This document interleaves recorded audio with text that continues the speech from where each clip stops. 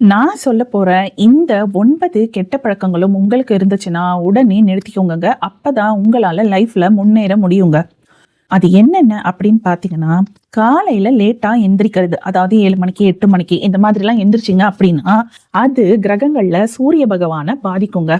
தண்ணிய வேஸ்ட் பண்ணீங்க அப்படின்னா, அது சந்திர பகவான பாதிக்குங்க. உங்களோட டீச்சர்ஸ நீங்க மதிக்காம டிஸ்ரெஸ்பெக்ட் பண்றீங்க அப்படின்னா, அது குரு பகவான பாதிக்குங்க.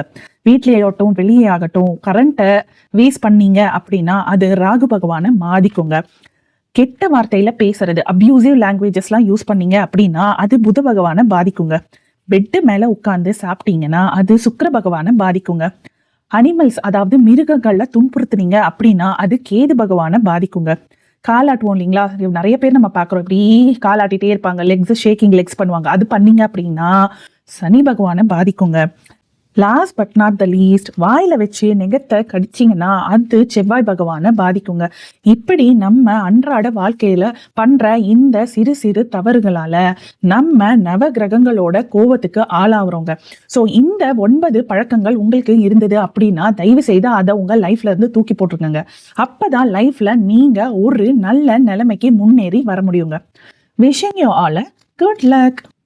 கண்டிப்பா நம்ம 7 ஸ்டார் சேனலுக்கு அப்படியே ஒரு சப்ஸ்கிரிப்ஷனையும் போட்டுருங்க.